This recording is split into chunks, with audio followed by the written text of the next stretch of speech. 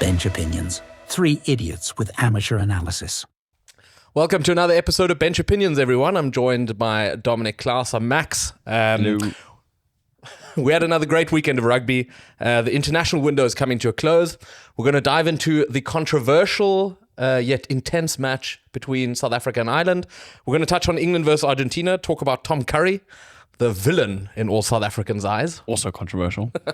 We're going to touch on all the other games that happened, briefly talk about the awards that were handed out, and then we're going to do a report card on every team's international year. Year's coming to a close. We're going to go down the world rankings and we're going to give each team a grade, which they'll obviously be very affected by, as we are the pillar of rugby knowledge. Well, apparently. We're doing the top 10. We're not doing every single rugby nation. No, we're doing the top 10. We're also, listen, I think we might as well call it out now. We're skipping Fiji because I don't know if any of us know enough about Fijian rugby.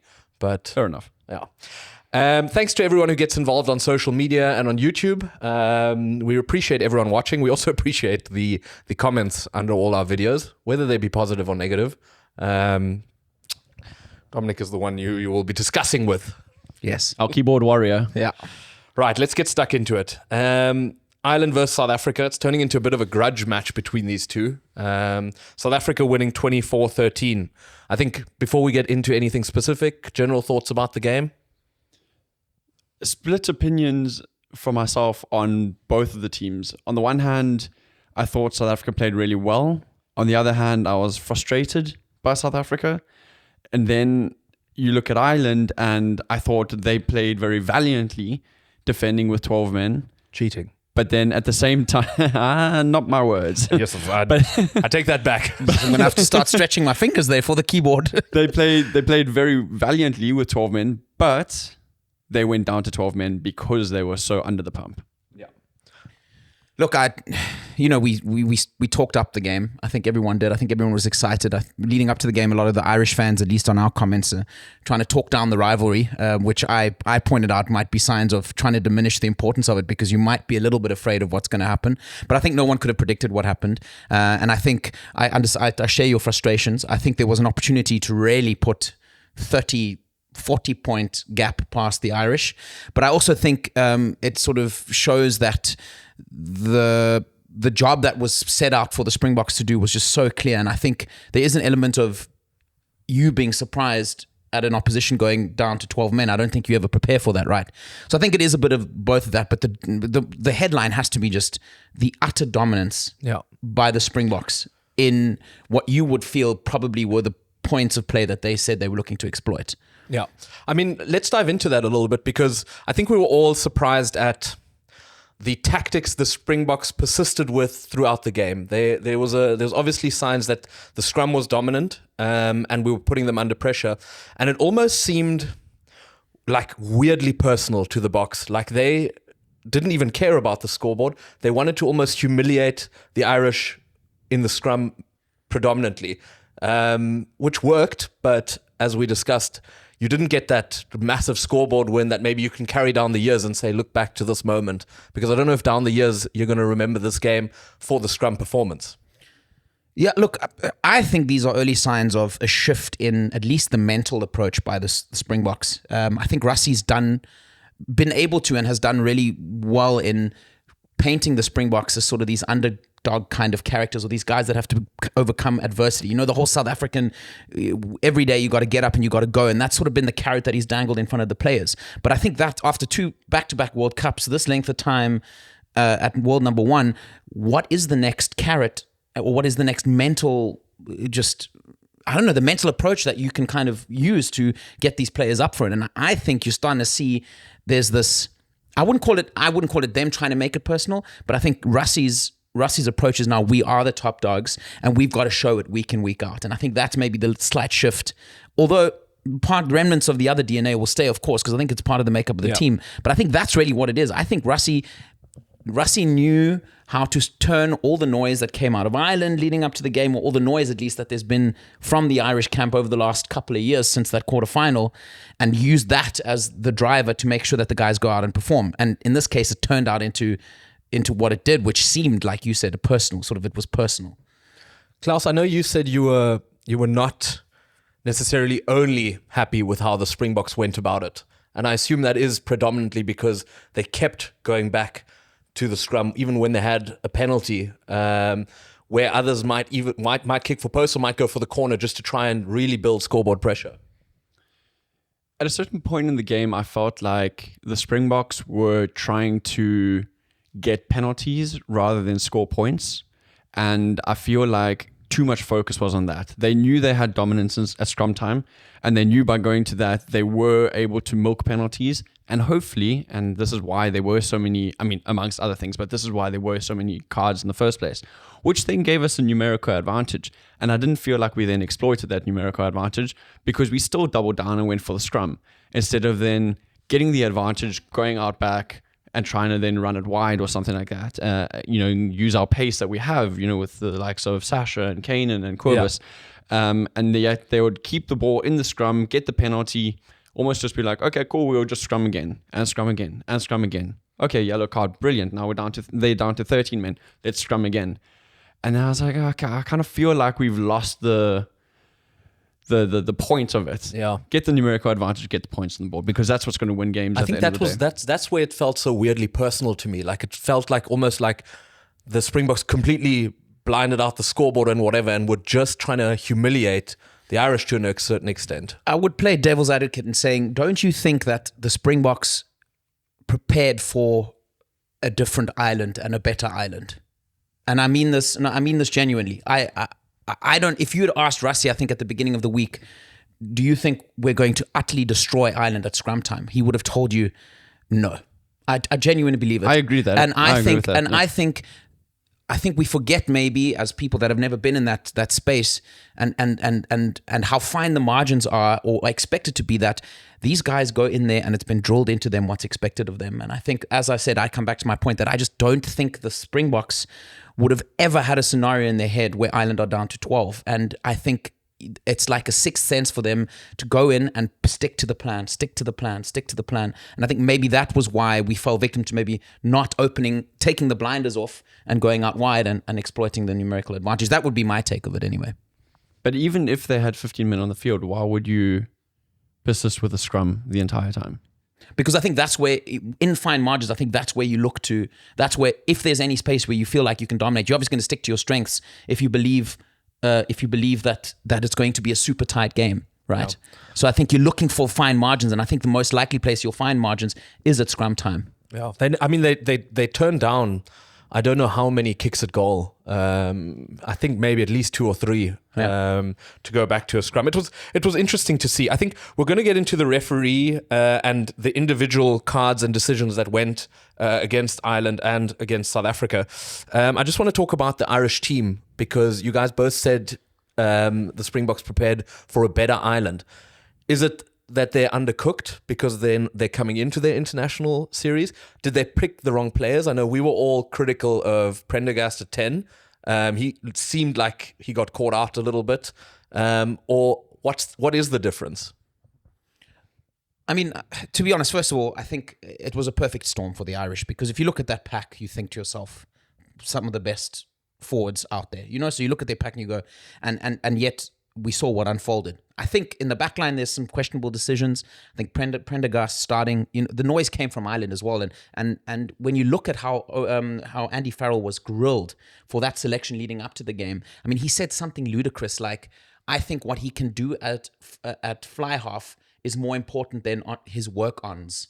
Because they called out some of his weaknesses, which I think is the most ludicrous thing you can say, because a player is holistic. I don't look at a player and go, well, when I pick him, the only things that come to the fore are his strengths. You have to be a complete rugby player at test level. And I think it is validated, at least, to question Prendergast. And that response seemed a bit strange to me. And then you look at people like Bandiaki, I don't know if he's up to it anymore. I thought he was one who put his hand up and just said, "Listen, I'm not taking this lying down." Also, he was mimicking Esterhuizen and packing down on the scrum there. Yeah, well, I think that was all hands on deck there. Yeah, well, definitely. Yeah, necessity. I just think if you're coming into the game anyway, that's where you'd question maybe some of the weaknesses. And then, I mean, Hansen started at fullback, right? Yeah. Questionable as well. If you want to, against the top side in the world, play someone who's had way less minutes in that position at 15, is that the right way to go? Or is that just maybe a little bit of the signs of a lack of depth or a lack of, I wouldn't even say trust in the French players, but just question marks. I don't feel like the comment by Andy Farrell is that bad, though, regarding Sam Prendergast, because Rusty would say the same about a Marnie Lebak or even about a Willie Leroux. You know, Marnie Lebak not being able to kick for tea, place kicking and whatnot. He said, well, the other aspects of his game that he brings to the table are more vital to us than that, and we can get other people to then try and cover it. So I don't really have a problem with it. That being said, I do think Jack Crowley is the better fly half in that team. And he displayed, I mean, he came on and played out of position. And straight back off again for sure. play. But and then he came back on again. but his cameo seemed to show that he maybe just is cut out for it. That I agree. Yeah, I don't know if you guys feel the same, and I think Springbok fans will probably lambaste me for it, but I don't feel that if we played Ireland again next year that I'd go into this game with ridiculous amounts of confidence because we're now so much better than Ireland. I honestly think it is the way that the international rugby calendar is set up. You're going to always have teams that are coming in and out of form. The Irish did play a little bit against Australia, but I mean, no disrespect to Australia, that was only Australia. So you never know where an Irish team could be just after the Six Nations, for example, if you played them then, or if you played them in the July tests when both teams are sort of, or when the Irish are more informed than the Springboks are. Yes, I agree 100%. The fact of the matter is that for most of the game they played with less men on the field than we did, and they still managed to stay within a score and a half, right? So they didn't play badly, and when they were at full squad, they actually beat us in that half, which it's dumb because at the end of the day, it's what the whole game accumulates to. But they did play better in the second half than we did, points-wise. Yeah. So had they been able to keep 15 men on the field, this is all hypotheticals, of course, it would have, I think, been a much closer game, but they weren't able to, so it's irrelevant. So the noise after the game seems to be that obviously neutrals and South Africans are very much sort of, the Irish got punished for ill discipline. The Irish are saying they were hard done this by. might have been the biggest injustice since the dawn of time. We've been there, guys. We've been there. So I just want to go through Matt Carley's performance as the ref. And I guess the question is, did he control a fiery test match well, or did he lose touch of the occasion? Both. Okay. Both. I think what he did well is contradictory to what we've seen in the Autumn International so far.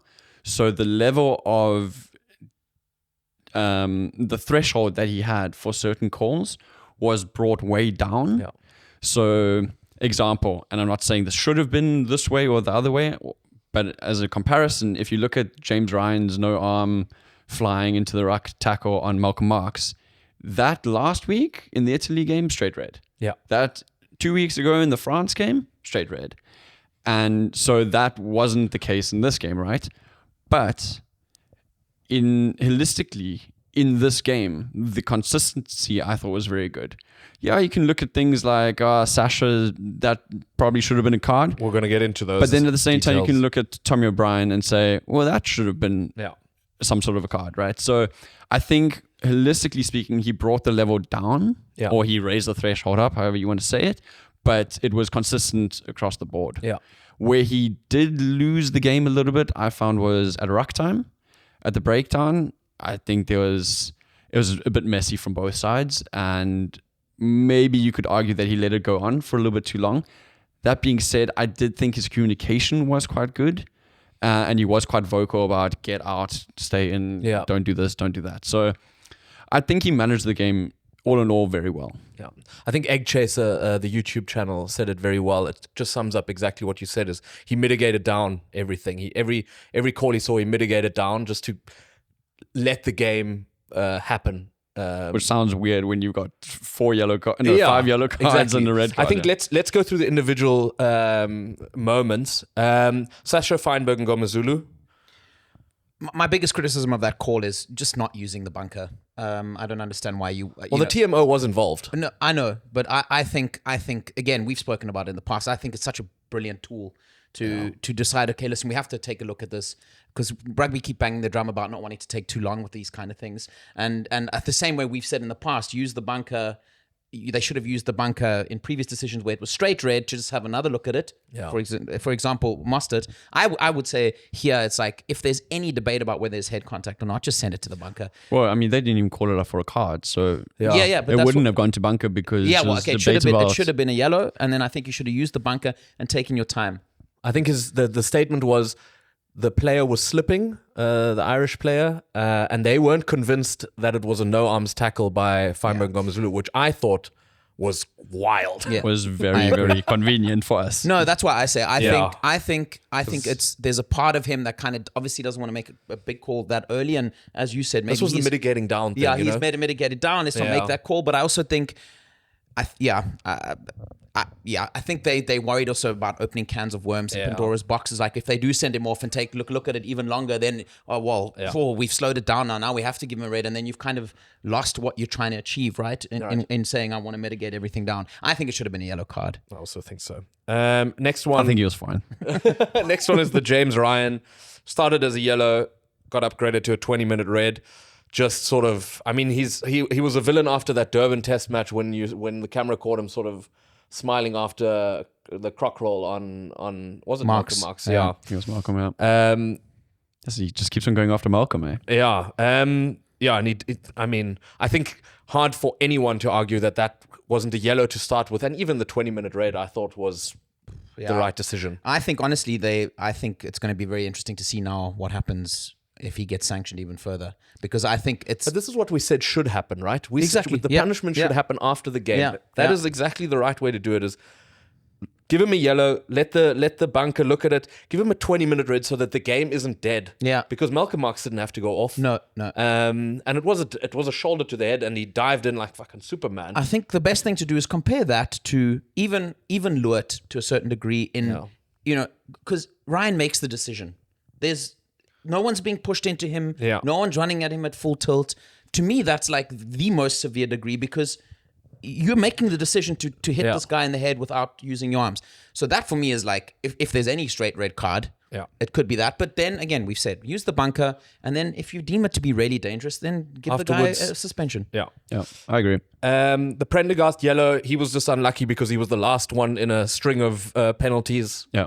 Nothing to say, That I was guess. just unfortunate for him, yeah.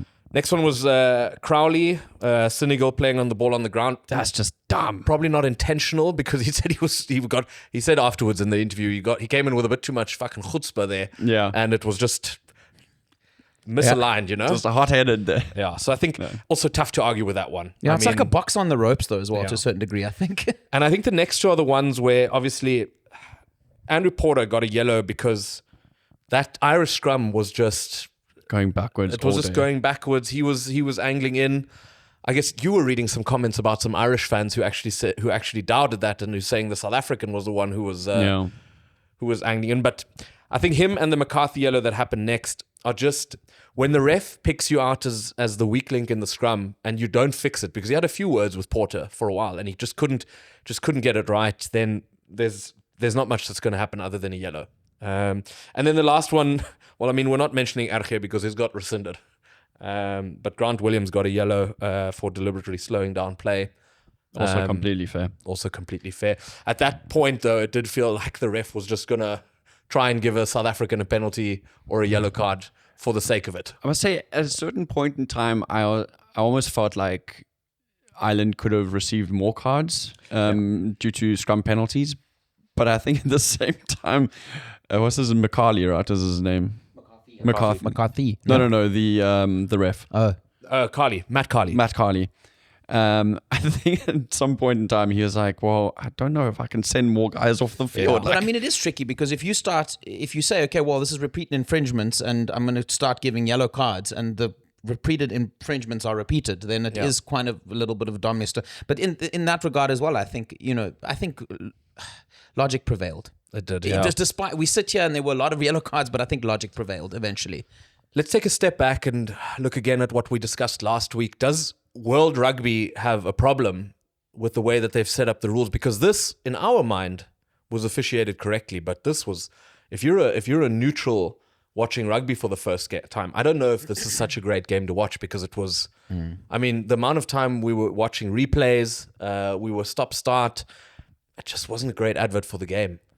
I agree. I think a lot of people also taking out the magnifying glass to the scrum.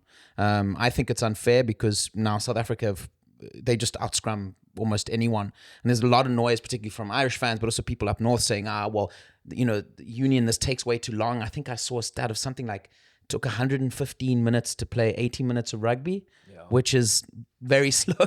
So I think there are a lot of question marks. I just hope they don't see the scrum as the source of officiating issues or slowing the game down, because I think it would be an injustice to South Africa, who have just become bloody good at it. And I mean, what we do have to say, there's no reason another country can't do what South Africa does. I mean, it's just that over the years, there is a lot of expertise in scrumming in South Africa, because it's been something that we've prided ourselves on for years.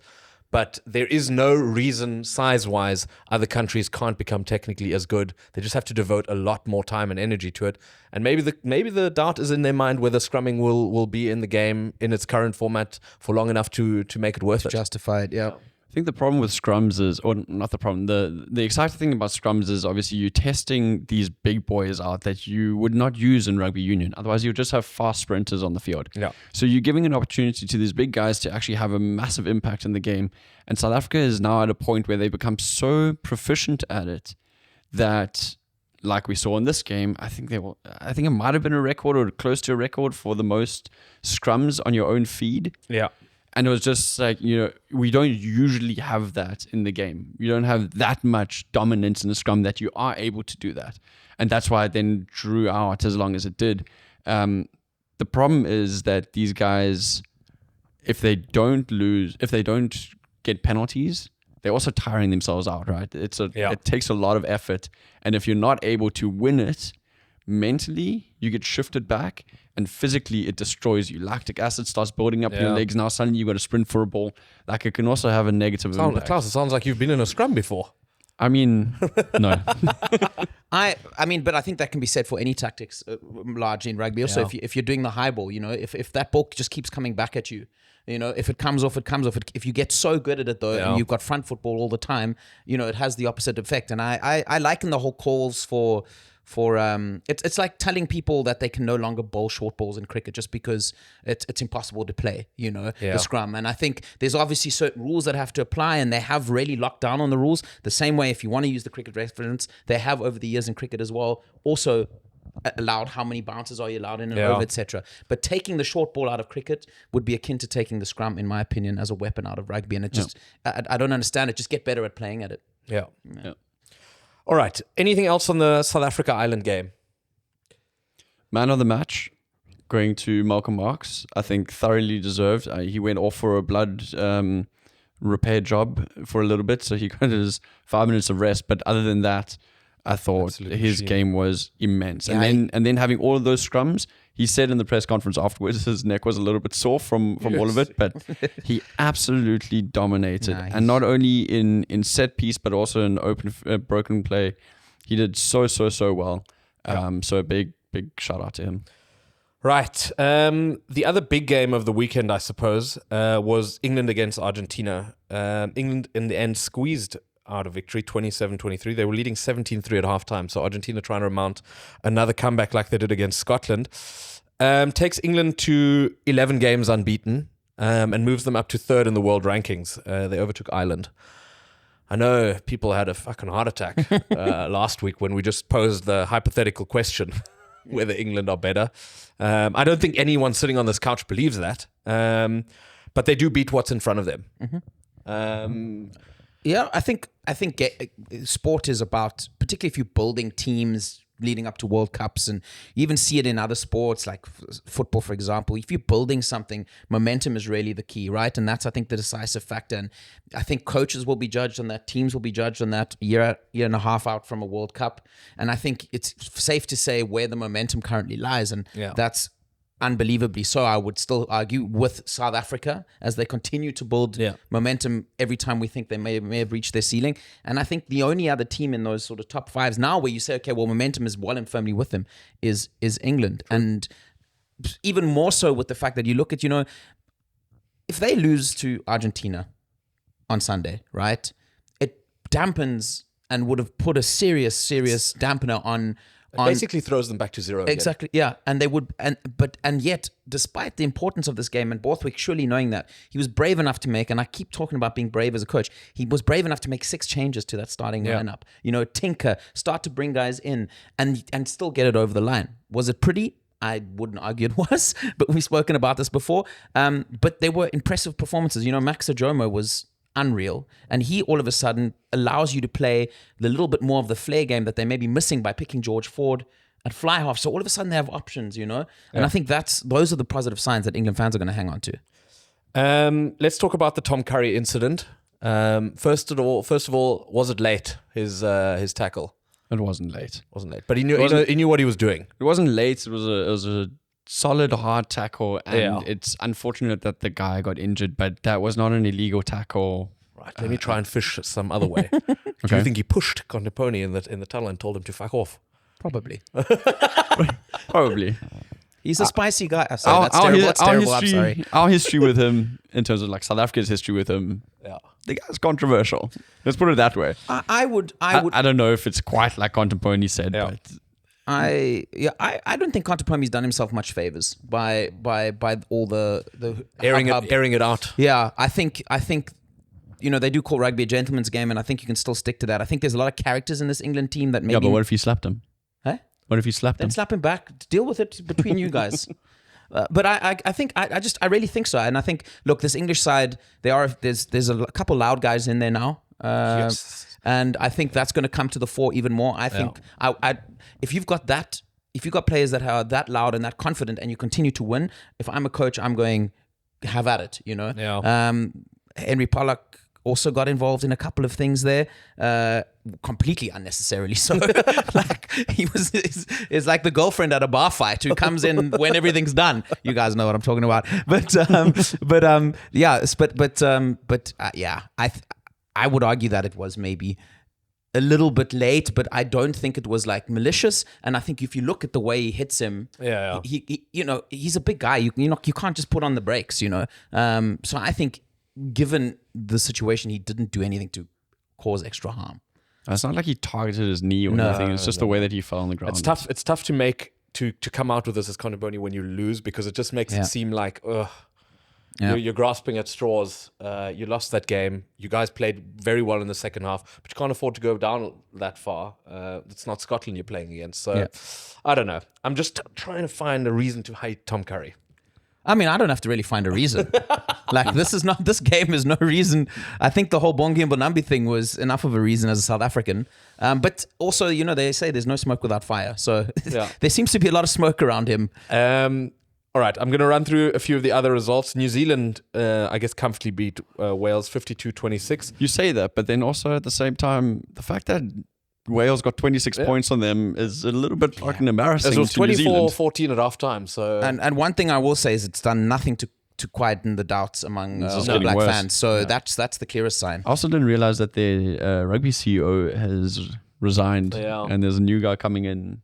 Whenever he comes in, whenever they find one, I guess. Should we apply for the post? I don't know. We keep Razor.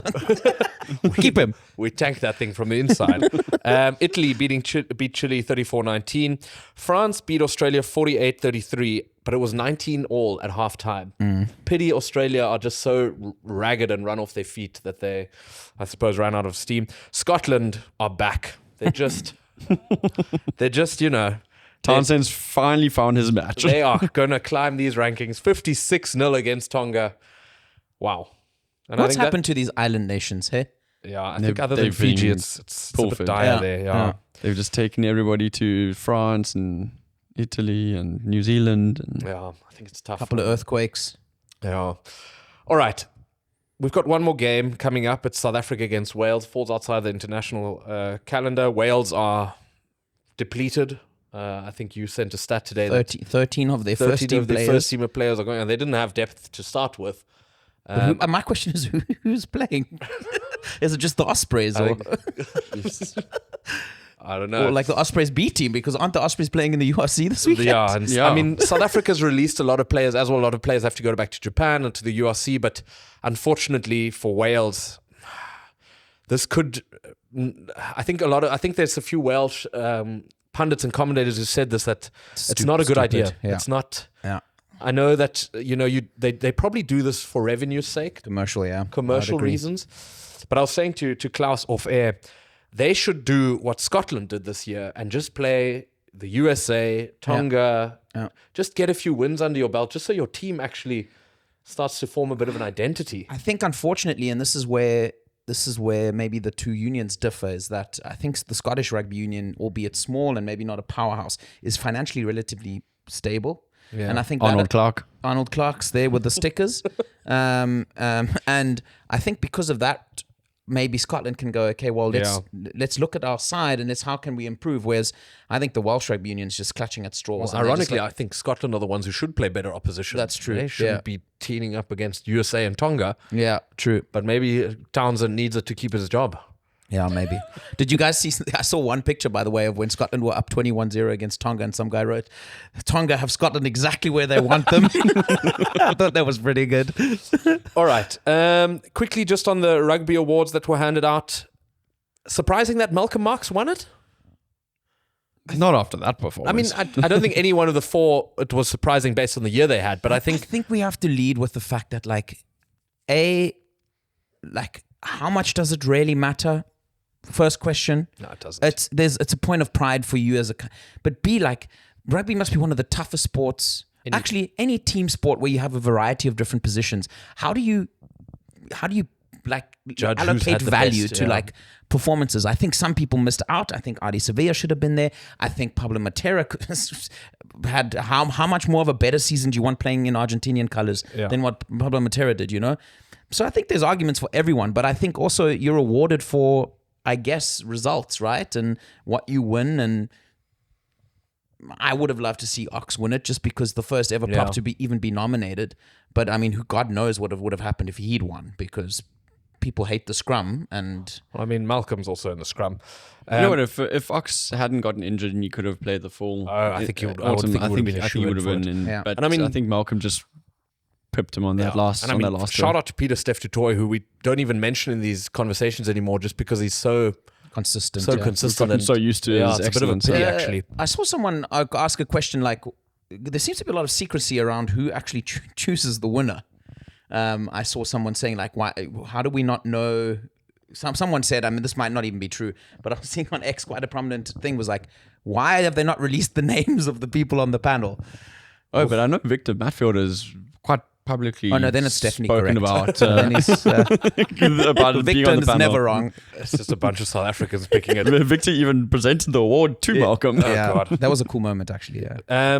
Okay, well then, if we're calling it Mickey Mouse Awards, then we're just going to run through the rest. Well, just the men's ones. Fabian Holland won Breakthrough Player of the Year. Great story. Also deserved. Coming from the Netherlands. Thank God it wasn't Pollock. Good Lord. Yeah, but he wouldn't have deserved it. 115 minutes of international rugby. Do you know what we didn't discuss, which was the funniest thing ever, is that guy standing at the front of the V when the All Blacks are doing their haka. Licking his lips and spending 60 minutes on the bench there. Love it.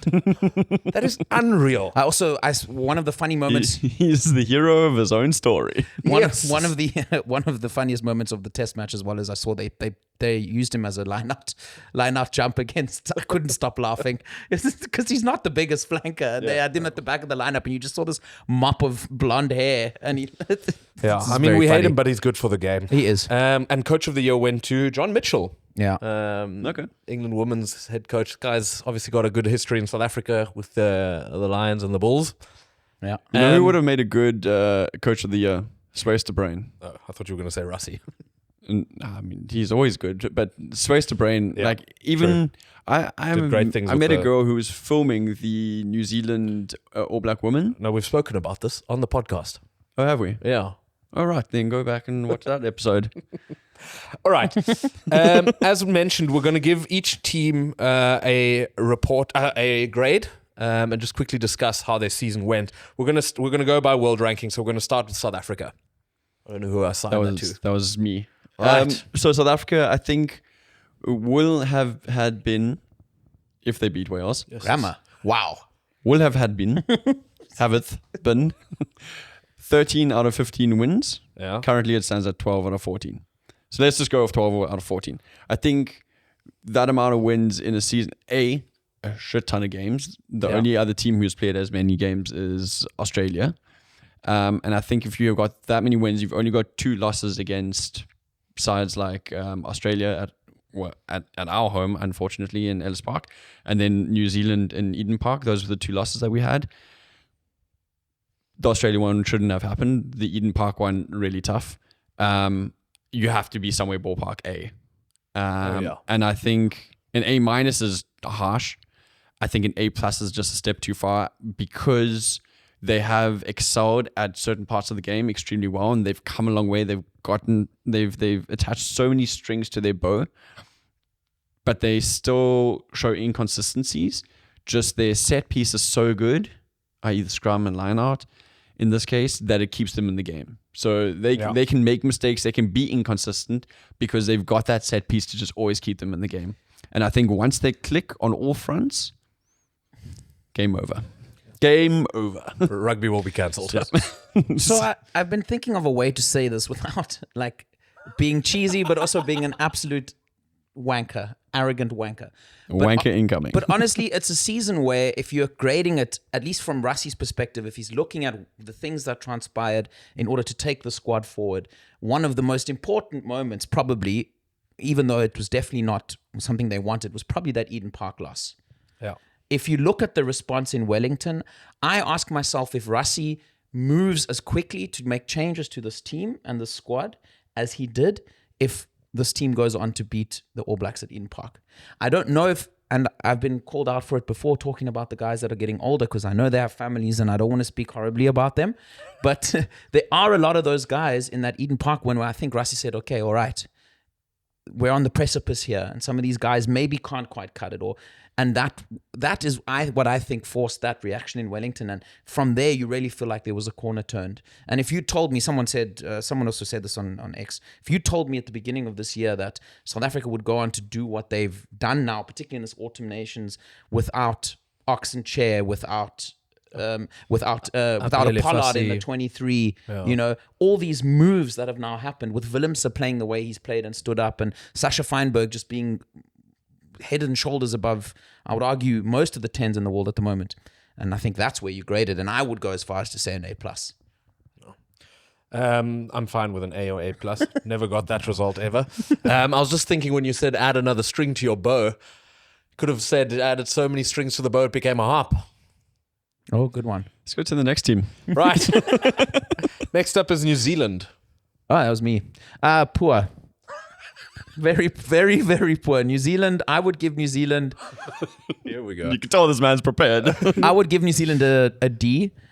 And Yes. yeah, and because, look, we have to hold them to the high standards that they always told us that they created, and that they should, and rightly so, do hold themselves to. And I think the reason I say that is just because it's okay. Sides are going to go through dips, and there's going to be better teams that emerge, South Africa that become dominant, England, etc.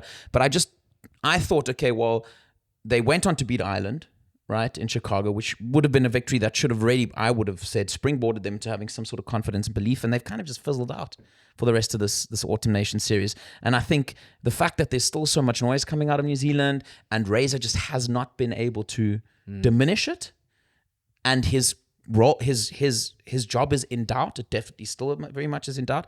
I think gives them that score because there's a lack of control, and I just don't think they haven't kicked on from the result that I would have said. Yeah. Who have they lost to this season? They've lost to us. They've lost to Argentina. England. Yeah, I think those are the three. So they've lost 3 games. Yeah. I was listening to, what do they call it? The Breakdown podcast. And they were talking, someone wrote in and said, well, they've only lost 3 test matches. What's the hubbub about? And they were actually saying, well, it's about how they won the games that they won. Mm-hmm. They weren't necessarily convincing. And the problems that they had a year ago or a year and a half ago are still the problems that they have now.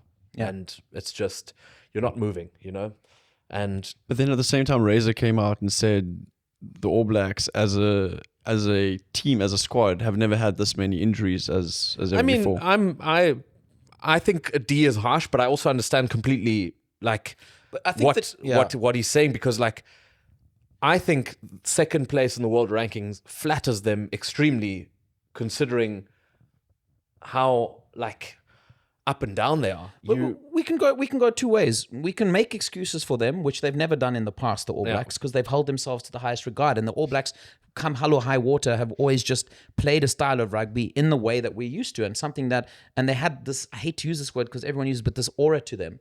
And I do feel there's an element of that having been lost. And, I think it's better for the All Blacks too, that they're held to their own high standards as opposed to us sitting here. And again, they didn't run past the Scottish, and the Scottish aren't playing great. No. So, Okay. Asking the question another way, we were asked to your assignment. prompt My to assignment us, your to you. ChatGPT prompt to Homework us that I gave you. was adjudicate their season this year. Yeah. But now we're comparing them to 2017. No, because these guys have been pretty cock. Yeah, but I mean, you for have a number of to years. you have to hold it against something. You can't just The same way Yeah, but are we holding it to last year? Or are we holding it to their legacy over the last 100 years? Because it's Well, I mean, the All Blacks are always in the top 3 in the world for the last 30 years. but so, for I mean, a team to only lose one more game than we've lost, and we're giving us an A, and you've but said it's given also them an A plus. Where are you trending? Yeah. And they're trending steadily. They're not diving off a cliff, but they're trending downwards. Aren't in they my trending opinion. upwards ranking wise? No, I don't think so. I think they're staying pretty stable. I think Well, if they're England second now, they're second, right? but they remain second. I think if England had I had thought 2 or they 3 more started games, fourth at the beginning of the year. I don't know. For me, I still. I'm just trying to get the I'm ratio saying, right. I'm saying if you're grading New Zealand as New Zealand, and that obviously that's not just in a vacuum of the season. If you're grading New Zealand as New Zealand, it's a terrible season. That's why I give them D. They did beat Ireland though. Perfect.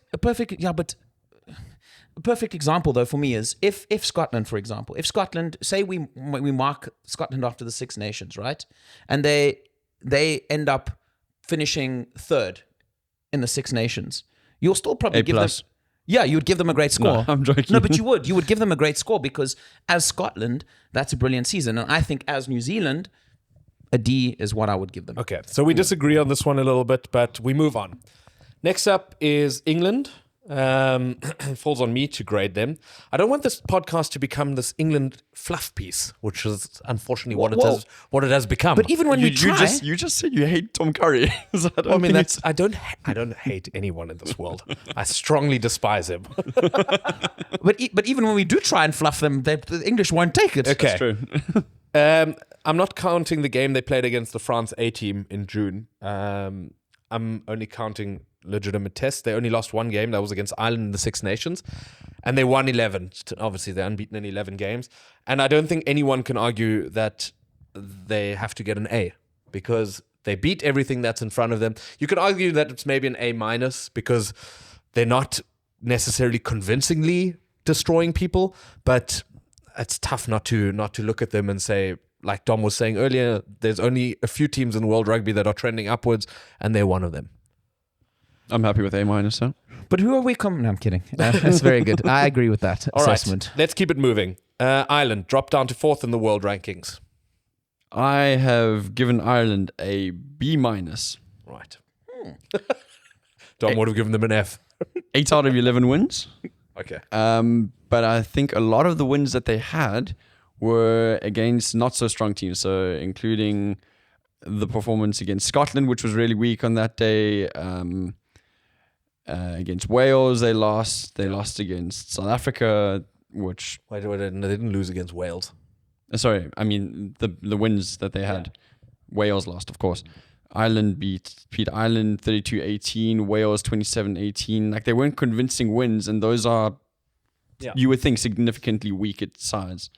And then when they faced a stronger side like France, then they got absolutely demolished 27-42. So, they performed in spate, but it wasn't a consistent performance. Did you give them a B minus? B minus, yeah. I think that's, considering a year ago they were the best team in the world, I think everyone would say. I agree, yeah.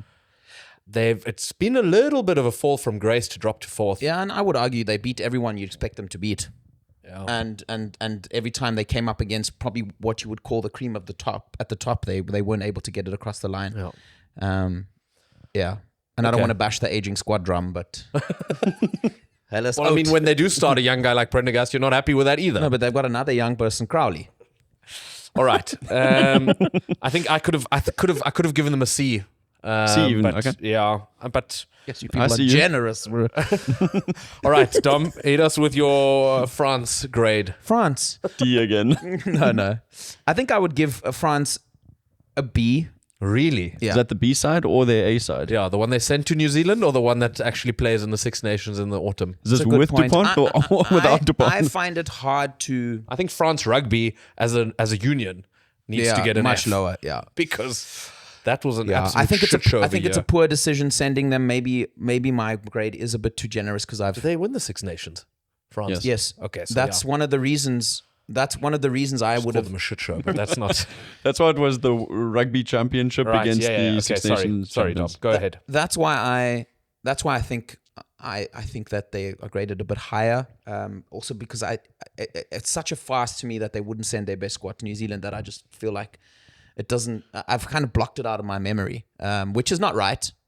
Because I also think the irony is I think also even New Zealand did not benefit off that to a certain degree. And I think they've stabbed themselves in the back. So maybe, okay, our B- is what I'll give them. I think they missed Dupont heavily. I think that's a massive thing that they're going to have to try and figure out. But they can't be like an island with Johnny Sexton. But that's what I mean. That's what I mean. But you would think that they, with what the Pro 14 is developing, you'd expect them to be able to plug that hole or find alternatives. And I think that's the first sort of to do on the top of the list. There is try and develop Yeah. players that can help you adapt. If they don't compete for the Six Nations, they're in big danger of just lingering and just Agreed. all that stardust just being wiped off, and then you have to look at the coach. Then different pressure comes. It's a big Six Nations for them. Yeah. All right, I think I'm next. Argentina, a very Argentina season. 6 wins, 7 losses. It's Hot just and cold. whenever you think, right, this is their season. They're gonna come out strong. They're gonna kick on. They lose to England at home twice, and that's just Without their Lions. without their Lions, which is just those are just the kind of games where you have to go like, oh, okay, I gave them a C, just down the middle C. Obviously, big performance to win against New Zealand at home, but the rest of it was just they shared it 1-1 with Australia. They beat Wales convincingly, which I guess was good. They came back against Scotland, which was impressive, but then again lost to England again. So it's just one step forward, one step back. Yeah, unfortunately for them, I think something's got to give eventually in the structures, and that's the concern. I think if you look at like how much they squeeze out of what they have to work with, essentially on a domestic level, it's unbelievable what they're able to turn out. But I think it's gonna be this perpetual cycle until something gives. And Contepomi even called out. He's like, we always acknowledge the countries that kind of try and help Argentinian rugby. Yeah. There's a bit of a dig at a couple of the unions, but at the same time, how is this supposed to work? You know? And when countries as rugby nations as big as New Zealand are having to ask question marks how they address their domestic game, where's the hope for people like Argentina? I think Argentina, the nice thing, and I guess the nice thing for Argentina and for Argentinian fans is that on any given day they can rock up and beat anyone. Exactly. So at a World Cup, if they get to a knockout game, if they keep their discipline, which is a massive if for Argentina, but that gives them a little bit of hope. I don't think they expect to be dominating world rugby between World Cups. I think they just want to get to a point where on any given day they can win a quarterfinal or a semi-final, and their dream would be to get to a Rugby World Cup final, because they are steadily progressing. I mean, we also shouldn't forget where they came from. For sure. They've been a success story of rugby, but it's just a season that sort of went Agreed. to nothing. All right, who's got Australia? I do. I have given them a C. Yeah. I think, Was looking like a B season after the Lions. yeah, they had one of the longest seasons. Also, like South Africa, 15 games, of which they only won 5. So 33% win ratio. It looked like Joe Schmidt was really turning a corner, especially in the second and third Lions game test matches. And then Now in the autumn internationals, it just seemed like they completely lost the plot and went right off the boil. And you almost ask yourself, well, has Joe Schmidt now left them in a better place or more confused place? Because they don't look, talking about trajectory, they don't look like they're on the right trajectory. So I want to give them a higher grade, like a C, because of the performances that beat South Africa. That beat South Africa, that beat the British and Irish Lions once. But then at the same time, you got to be realistic and say, like, well, they're not really competing for anything. No. I mean, we were cautiously optimistic, and I think rightly so, during the Rugby Championship, especially after the 2 performances against South Africa, because both performances were good. And then we're like, oh, okay, wow, now they speak of, like, they've made a lot of money from the British and Irish Lions tour. Now there's talk of getting some of the Rugby League guys back. But we always said the big dark hanging cloud over them is what they can do in this Autumn Nations series to continue that hype and to continue to build interest for the sport back home, because they are in a highly volatile competitive market when you're looking at sport in Australia. You know, I think league is, I don't know the numbers, so I'm not going to... Aussie rules is also... But Aussie rules and rugby league take a lot of your talent, take a lot of the interest, and to be honest, they failed. They failed to capitalize. What's the equivalent of that in a schooling sense? Is that a kid who's gotten who's really starting to show potential and then makes the wrong friends and then just gets caught up in the liquor and the smoking behind the bleachers there? It's a kid who gets good marks at sport, nothing else. That was me. There we go. It's a kid who peaks early and then has a girlfriend really early, and everyone's like, "Ooh, I want to be like him." Yeah. And then he's peaked. Gets held back a few years. Exactly. Then she falls pregnant. All right. There you have it. Teenage pregnancy. Obviously, shout out to Fiji, who are next in the world rankings. They do really well to stay up there and to compete, but they've got great players playing in the French league. They've climbed up to 8th. Next up is our favorite child, Scotland. Yes, Dominic. Take it easy on them. We love traveling there. If I was going to give, I think it's difficult for me to kind of separate Townsend from Scottish rugby. It has to be the same thing. But I think it's not good. I think I would give them a C-. Yes. Yeah. Because we asked the How question. are you giving New Zealand a D?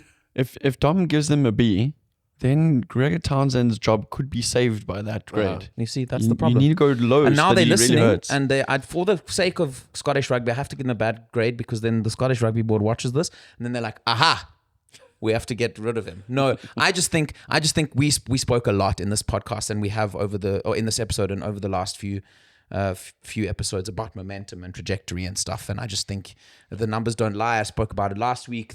He took over when they were 5th. They're now 9th. Yeah. That's why I'm surprised you give them a C, because it was a disappointing season. Yeah, look, I think, then you also say, like, okay, well, if you consider that they did run, they only had themselves to blame for losing to the All Blacks. Okay, wow. Maybe that is a sign that, this is the argument. All Blacks a D as well. This is the irony. Yeah, but apples and pears here. Okay. The thing is, I think, and unfortunately, now I'm singing from the same hymn book that Gregor Townsend was singing from, where he says, well, I believe that we're playing the best rugby that we've played under my tutelage, and That's never good. And we've let ourselves down. That's essentially what Brendan Rodgers was saying at the end of his Liverpool tenure, that when he kept saying that we showed good character. Yeah. When we got beaten 4-0 by Stoke City. Okay, well then I guess I have to grade them further down, because... No, you don't have to do anything, but I just find... It's your grade, dude. Yeah. But do we not consider the fact that Scotland is playing in a competition that is more difficult than the World Cup? To win. Their words, not mine. Has no one gotten a failing grade yet, eh? Because a D is not failing, is it? No. Yes, so I was happy with a D, bro. Oh. All right. Next up is Italy. Italy has gotten another C from me. Yes, this is the most average class I've ever seen. Yeah, 3 out of 10 wins. This is the modern form of education where no one fails, everyone gets a participation award. Like a Waldorf school. Yeah. No, the reason they got a C from me is I thought that in the June-July test when they came down to South Africa, I thought they didn't get close to beating us ever, but I thought they put on a really good show. Even in Turin, like they really fronted up, especially against our scrum, which has been so dominant against all other teams. So there were like great signs from them, but in terms of wins, beat Argentina. beat Argentina, but in terms of wins, otherwise there was not much to talk about. Yeah. So it's considering the fact that rugby is so minuscule in Italy, and they're still able to sort of front up a scrum, for example, or front up against a team like Argentina is really cool. And they've got great players, man. I mean, their players are really, really cool. They just need a bit of, consistency and a bit of coherency, and then they could be a little bit more entertaining. Always love them to do well in the Six Nations. Yeah. I think we've spoken about it a few times. It always depends who they play where, but they're always good for a giving an upset. Also, just shout out to Georgia. We're not going to give them a grade, but also just pottering along nicely at 11th. And then I've got Wales. That's going to be the last one we discuss. I have given Wales played 8-1-2, both against Japan. They're getting a D-. They're also not failing. Come on. But just because I do think They're on the turn. there's a little bit of an identity being formed. You know, they scored a lot of points against the All Blacks. They're going to get beaten a lot, but you just have to fucking put your head down and keep going. They got Reece Summit back. They got Lewis Rees-Zammit back, greatest NFL players who ever lived. And I mean, what are you going to do if you're Welsh, except for say that things are going to get better, because they can't get any worse. Yeah, I agree. I think if you look at the Well, there's still like 90 other spots on the rankings that you can forward. I think if you look at our scorecards, and it is very consistent with what we say on the podcast and our estimation. You know, you've got the two teams that come off a year like this with their A grades being England and South Africa, the teams that we believe are on the up and up and are trending upwards, you know, and the rest, I think there's so many nuanced sort of views of, you know, what Argentina has to contend with in trying to build a team, Italy, but at the same time, the margins are so fine. So it does feel like it's all bunched at the top there. And maybe I agree with you. Wales could fall a little further. My concern for them is that, you know, if you end up with structures that can't support the sport, you start looking at. I think that's what Fiji's been able to do. If you look at all the Pacific Island nations, whereas Tonga and Samoa, I've read some. I mean, even Fiji, they didn't play their players at the last World Cup and all this kind of stuff. But I've just read that essentially the Tongan Rugby Union and the Samoan Rugby Union are just black holes. Yeah. And that's the concern, I think, with Wales. If they don't get back on their feet, which seems hard to imagine, just given where they are geographically and how There's probably better structures in place to catch them. Yeah, and I think with the URC, there's a certain amount of money that kind of keeps flowing into the union, so you're able to do it. But I agree that. And I think the Six Nations probably keeps them afloat quite financially as well. Yeah. Okay, that wraps everything up. If you've made it to this part of the video, we'd appreciate you getting involved in the comments. Let us know who you disagree with, who you agree with. You can also grade some of the other teams that we haven't mentioned if you are so inclined. Other than that, I think we're gonna touch on the Wales South Africa game. I think next week. Not much point in trying to predict who's going to play, because. I mean... Oh, I can really tell you who's playing. There's 25 guys in the training squad, and two of them are not getting selected. That's the bloody tea lady against the crit man there for South Africa against Wales. The URC is also back again this week, so we're going to touch on some of those games next week as well. And then we're going to go back into, I guess, domestic rugby and some... European Champions Cup. And the Rugby World Cup draws next week. Rugby World Cup draw. So there's a lot coming up. Thanks for watching. Thanks for listening. Subscribe if you haven't. Otherwise, get involved on socials. Let us know what you think of us. What do you think of us? Our looks, our characters, our opinions. We appreciate it all. And be nice. Thanks. Bye. Thank you.